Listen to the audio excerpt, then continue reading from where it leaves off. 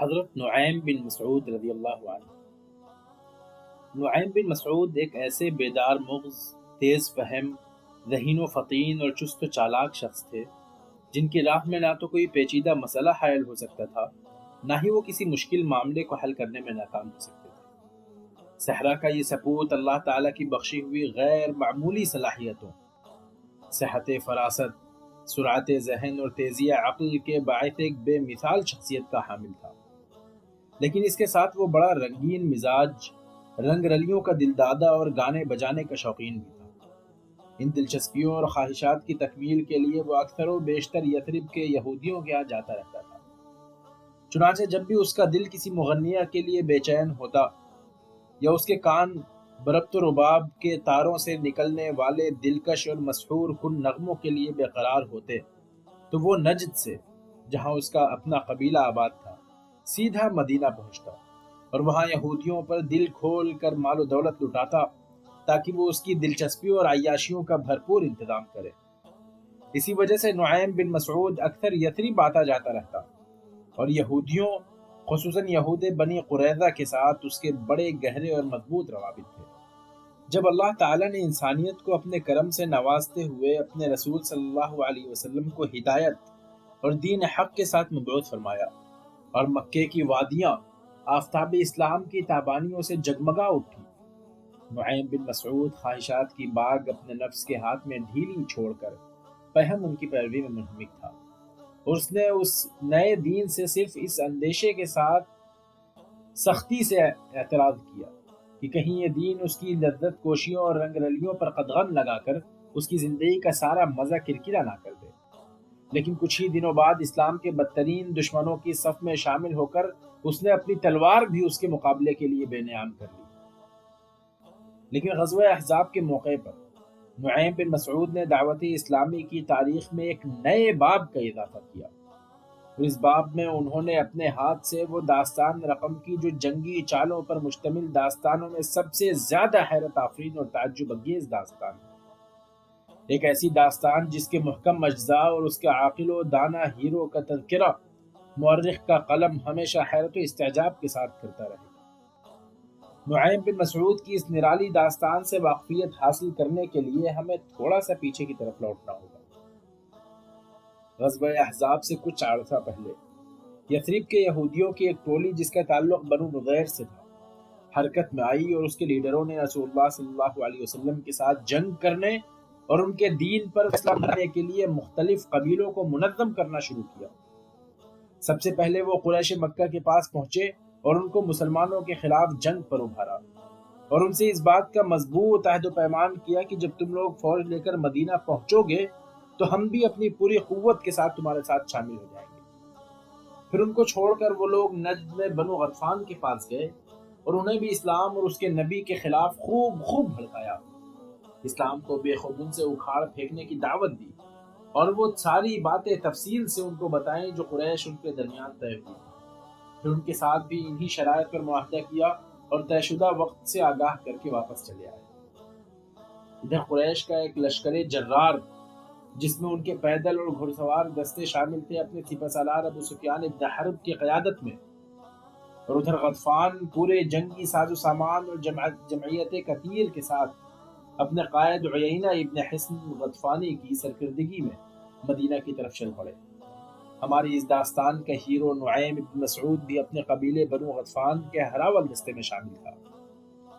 جب رسول اللہ صلی اللہ علیہ وسلم کو ان کی روانگی کی خبر ملی تو آپ صلی اللہ علیہ وسلم نے صحابہ کرام رضوان اللہ تعالی علیہم اجمعین کو جمع کر اس معاملے میں ان کی رائے طلب کی۔ آخر باہمی مشورے سے یہ بات طے ہوئی کہ مدینہ کے ارد گرد ایک خندق کھود لی جائے تاکہ وہ خندق اس لشکر کے سامنے حائل ہو جائے اور ہم اس کے حملے سے اپنا تحفظ کر سکیں، جس سے کھلے میدان میں مقابلہ کرنے کی ہمارے پاس طاقت نہیں ہے۔ جب مکہ اور نجد سے پیش قدمی کرنے والے یہ دونوں لشکر مدینہ کی سطح مرتفع کے قریب پہنچے تو بنو نضیر کے یہودی زعماء مدینے میں بنو قریظہ کے یہودی سرداروں کے پاس پہنچے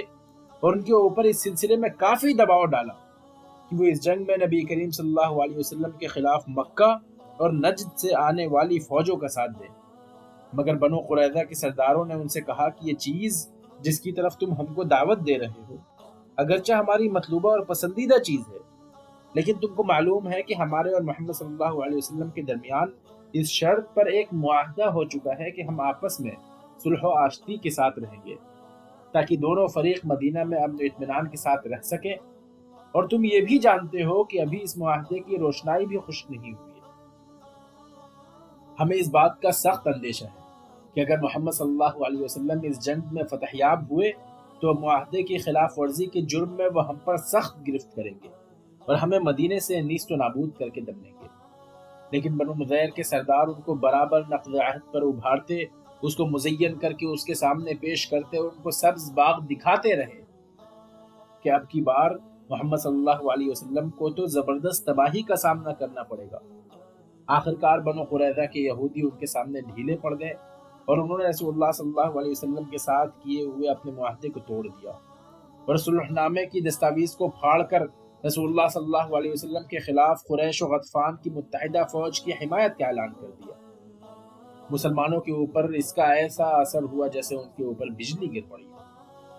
دشمن کی فوجوں نے ہر طرف سے مدینے کا محاصرہ کر کے خوراک اور ضروریات زندگی کی رسم منقطع کر دی، اور رسول اللہ صلی اللہ علیہ وسلم کو ایسا محسوس ہوا جیسے وہ دشمن کے دونوں جبڑوں کے درمیان پھنس گئے ہیں۔ ایک طرف قریش اور غطفان کے لشکر مدینہ کے باہر مسلمانوں کے سامنے خیمہ زن تھے، دوسری طرف اندرون شہر بنو قریظہ کے یہودی مسلمانوں کے پیچھے گھات لگائے ان کے اوپر حملہ کرنے کے لیے تیار بیٹھے تھے۔ پھر منافقین اور وہ لوگ جن کے دلوں میں نفاق کا مرض تھا اپنے سینوں میں پوشیدہ خباثتوں کا اظہار کرنے پر تل گئے تھے۔ وہ کہتے تھے کہ محمد صلی اللہ علیہ وسلم ہم سے قیصر و کسریٰ کے خزانوں کا وعدہ کر رہے تھے، اور آج ہماری بے کسی اور مجبوری کی یہ حالت ہے کہ ہم اپنی جان کے خوف سے رفع حاجت کے لیے بیت الخلا تک جانے کی سکت نہیں ہیں۔ پھر ان کی ٹولیاں یکے بعد دیگرے نبی صلی اللہ علیہ وسلم کا ساتھ چھوڑ کر کھسکنے لگی۔ بہانہ یہ تھا کہ ہمیں بنو قریظہ کی طرف سے اس بات کا ڈر ہے کہ جب لڑائی شروع ہو جائے گی تو وہ اچانک ہماری عورتوں، بچوں اور گھروں پر حملہ کر دیں گے،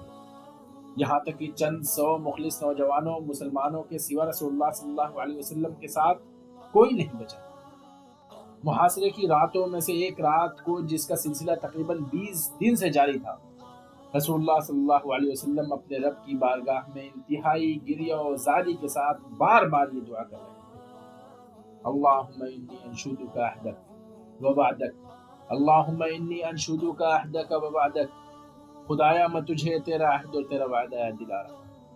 خدایا میں تجھے تیرا عہد اور تیرا وعدہ یاد دلا رہا ہوں۔ اس رات نعیم بن مسعود بے خوابی کی وجہ سے اپنی بستر پر کروٹیں بدل رہے، نیند ان کی آنکھوں سے کوسوں دور تھی، ان کی پلکیں جھپکنے کا نام نہیں لیتی۔ وہ آنکھیں کھولے صاف ستھرے آسمان کی سطح پر تیرتے ہوئے ستاروں کو ایک ٹک دیکھے چلے جا رہے۔ وہ بڑی دیر تک بحر تفکر میں غوطہ زن رہے۔ اچانک انہوں نے محسوس کیا کہ ان کا دل ان سے سوال کر رہا ہے: نعیم، تمہارا برا ہو، آخر وہ کون سی چیز ہے جو تم کو اس مرد صالح کے مقابلے میں اپنی تلوار بے نیام کرنے پر اکسا رہی ہے؟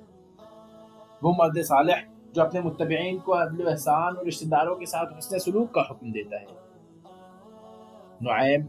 کیا چیز ہے جو تم کو اس بات پر اکسا رہی ہے کہ اپنا نیزہ اس کے ان ساتھیوں کے خون سے رنگین کرو جنہوں نے اس کی لائی ہوئی ہدایت اور حق کی پیروی اختیار کی ہے؟ نعیم بن مسعود اور ان کے دل کے مابین ہونے والی اس گفتگو کو اس دور اندیشانہ عزم نے منقطع کیا جس کو روب عمل لانے کے لیے وہ اسی وقت اٹھ کھڑے ہوئے۔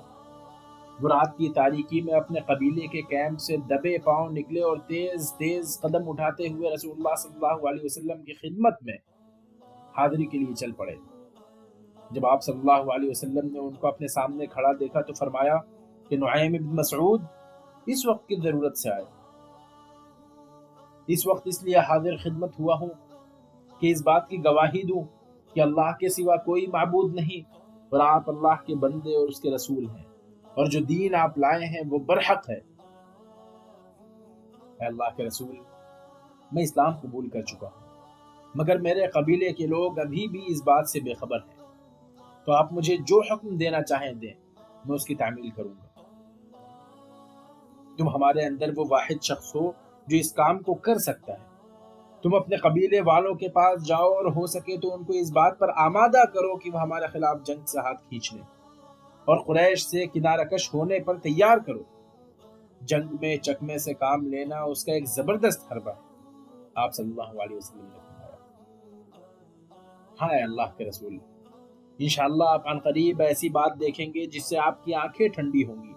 اور آپ کا جی خوش ہو جائے گا۔ انہوں نے جواب دیا۔ حضرت نعیم رضی اللہ عنہ رسول اللہ صلی اللہ علیہ وسلم کی خدمت سے روانہ ہو کر اسی وقت بنو قریظہ کے پاس پہنچے۔ وہ پہلے سے ان کے دوست اور ہمنشین تھے۔ ان سے کہا کہ بنو قریظہ، تم اچھی طرح جانتے ہو کہ میں تمہارا کتنا سچا دوست اور مخلص خیر خواہ۔ ہاں، تمہاری دوستی اور خیر خواہی ہر شبہ سے بالا تر ہے، بنو قریظہ نے جواب دیا۔ اس جنگ میں قریش اور غطفان کا معاملہ تمہارے معاملے سے سراسر مختلف ہے۔ حضرت نعیم رضی اللہ عنہ نے کہا، وہ کیسے؟ بنو قریظہ نے سوال کیا۔ انہوں نے وضاحت کرتے ہوئے کہا کہ یہ شہر تمہارا شہر ہے، تمہارے بال بچے اور تمہارے اموال اسی شہر میں ہیں۔ تمہارے لیے کسی طرح ممکن نہیں ہے کہ اسے چھوڑ کر کسی دوسری جگہ چلے جاؤ۔ رہا قریش اور غطفان کا معاملہ تو ان کے اموال، ان کے بچے اور ان کی عورتیں دوسرے شہر میں، وہ یہاں محمد صلی اللہ علیہ وسلم سے جنگ کرنے آئے اور انہوں نے تم کو محمد صلی اللہ علیہ وسلم کے ساتھ کیے ہوئے معاہدے کو توڑ ڈالنے اور ان کے خلاف اپنی مدد کی دعوت دی جس کو تم قبول کر چکے ہو۔ اب اگر وہ اس جنگ میں کامیاب ہوتے ہیں تو تم اسے غنیمت سمجھیں گے، لیکن اگر وہ محمد صلی اللہ علیہ وسلم کو مغلوب کرنے میں ناکام ہوئے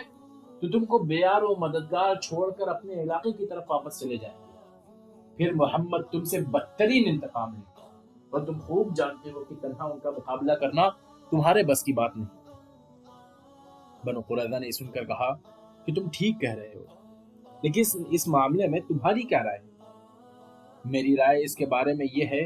کہ جب تک وہ اپنے اشراف اور سربراوردہ لوگوں کی معتد بھی تعداد بطور یرغمال تمہارے پاس نہیں رکھ دیتے، تم ان کے ساتھ جنگ میں شرکت کرنے سے انکار کر دو۔ اس طرح تم ان کو اس بات پر مجبور کر سکو گے کہ وہ تمہارے ساتھ مل کر آخر دم تک محمد صلی اللہ علیہ وسلم سے جنگ کریں۔ پھر یا تو تمہیں غلبہ و کامرانی نصیب ہو جائے یا تمہارا اور ان کا آخری آدمی تک میدان جنگ میں کام آ جائے۔ حضرت نعیم رضی اللہ عنہ نے ان کو سمجھاتے ہوئے کہا، تمہارا یہ مشورہ واقعی نہایت خیر خواہانہ ہے، بنو قریظہ نے کہا۔ وہاں سے اپنا کام ختم کر کے حضرت نعیم بن مسعود رضی اللہ عنہ قریش کے سپہ سالار ابو سفیان ابن حرب کے پاس پہنچے اور اس سے اور اس کے ساتھیوں سے کہا، اے گروہ قریش، یہ بات تمہارے اوپر مخفی نہیں ہے کہ مجھے تم سے کتنی گہری محبت اور محمد صلی اللہ علیہ وسلم کے ساتھ کیسی سخت عداوت ہے۔ مجھے ایک بڑی اہم بات معلوم ہوئی ہے اور تمہاری خیر خواہی کا تقاضا سمجھ کر میں یہ بات تمہارے گوش گزار کر دینا ضروری سمجھتا ہوں۔ بہتر یہ ہے کہ تم اس بات کو راز رکھو اور کسی کے سامنے ظاہر نہ کرو۔ جب قریش نے رازداری کا وعدہ کر لیا تو انہوں نے کہا کہ بنو قریظہ کے یہودی محمد صلی اللہ علیہ وسلم کے ساتھ دشمنی مول لے کر اب بہت پچھتا رہے ہیں۔ اس کی تلافی کے لیے انہوں نے محمد صلی اللہ علیہ وسلم کے یہاں یہ کہلا بھیجا ہے کہ ہم اپنے کیے پر سخت نادم ہیں اور آپ کے ساتھ صلح نامے کی تجدید کرنا چاہتے ہیں۔ تو کیا آپ یہ پسند کریں گے کہ ہم قریش اور غطفان سے ان کے سرداروں کی ایک کثیر تعداد بطور ارغمال لے کر آپ کے حوالے کر دیں کہ آپ ان کی گردنیں مار دیں، پھر جنگ میں ہم ان کے بجائے آپ کا ساتھ دیں اور آپ ان کے اوپر آخری اور فیصلہ کن وار کر سکیں؟ اور محمد صلی اللہ علیہ وسلم نے ان کی اس پیشکش کو قبول کر لیا۔ تو اگر یہودی تم سے ارغمال کے طور پر کچھ آدمیوں کا مطالبہ کریں تو تم ایک آدمی بھی ان کے حوالے نہ کرنا۔ تم ہمارے بہترین حلیف ہو، اللہ تعالیٰ تم کو بہترین جزا دے۔ ابو سفیان نے ان کا شکریہ ادا کرتے ہوئے کہا۔ حضرت نعیم بن مسعود رضی اللہ عنہ ابو سفیان کے یہاں سے نکل کر اپنے قبیلے بنو غطفان کے پاس پہنچے اور ان سے بھی وہی ساری باتیں کہیں جو ابو سفیان سے کہہ چکے تھے، اور اس خطرے سے انہیں بھی چوکنا رہنے کی تاکید کی جس سے ابو سفیان کو آگاہ کر چکے تھے۔ ابو سفیان نے بنو قریظہ کو آزمانے کے لیے ان کے پاس اپنے بیٹے کو بھیجا۔ اس نے ان سے کہا کہ میرے والد نے تم کو سلام کہا ہے اور تمہارے پاس یہ پیغام بھیجا ہے کہ ہم محمد صلی اللہ علیہ وسلم ان کے اصحاب کے خلاف اس محاصرے کی طوالت سے تنگ آ چکے ہیں اور جلد از جلد ان کے ساتھ جنگ شروع کر کے اس قضیے کو نمٹا دینے کا حتمی فیصلہ کر چکے ہیں۔ اس لیے تم بھی کل ان کے خلاف اپنی کارروائیوں کا آغاز کر دو۔ بنو قریظہ نے جواب دیا کہ کل تو سنیچر کا دن ہے، اس روز ہم کوئی کام نہیں کرتے۔ پھر ایک بات یہ بھی ہے کہ ہم اس وقت تک تمہارے ساتھ جنگ میں شریک نہیں ہو سکتے جب تک تم اپنے اور بنو غطفان کے 70 سربراوردہ اشخاص کو یرغمال کے طور پر ہمارے حوالے نہیں کر دیتے، اس لیے کہ ہم کو اس بات کا اندیشہ ہے کہ جب جنگ شدت اختیار کر جائے گی تو تم ہمیں محمد کے مقابلے میں تنہا چھوڑ کر اپنے علاقے کی طرف بھاگ جاؤ گے، اور تم جانتے ہو کہ ہم تنہا محمد کا مقابلہ نہیں کر سکتے۔ جب ابو سفیان کے لڑکے نے واپس جا کر اپنے لوگوں کو وہ باتیں بتائیں جو اس نے بنو قریظہ سے سنی تھی، تو سب نے ایک زبان ہو کر، بڑے ملعون ہیں یہ بندروں اور خنزیروں کی اولاد، خدا کی قسم اگر یہ ہم سے ارغمال کے طور پر ایک بکری بھی مانگے تو ہم انہیں نہیں دے سکتے۔ حضرت نعیم بن مسعود رضی اللہ عنہ اپنے منصوبے کے مطابق متحدہ جماعتوں کی صفوں کو پراگندہ کرنے اور ان کے درمیان پھوٹ ڈالنے میں پورے طور پر کامیاب ہو گئے۔ ادھر اللہ تعالیٰ نے قریش اور ان کے حلیفوں کے اوپر تیز اور سرکش آندھی کی جھکڑ بھیج دیے، جن کی زد میں آ کر ان کے خیمے اکھڑ گئے، دیگیں الٹ گئی اور چولہے بجھ گئے۔ تیز ہوائیں ان کے چہروں پر تماچے لگاتی اور آنکھوں میں مٹی ڈال رہی تھی۔ اب سوائے اس کے کہ وہ یہاں سے کوچ کر جائیں، اس مصیبت سے نجات کی کوئی دوسری راہ انہیں نظر نہیں آ رہی تھی۔ چنانچہ راتوں رات وہ وہاں سے روانہ ہوئے۔ جب صبح کو مسلمانوں نے دیکھا کہ ان دشمنان خدا کی وجود سے پورا میدان صاف ہو چکا ہے اور وہ پیٹھ پھیر کر بھاگ گئے ہیں، تو خوشی سے چلا اٹھے،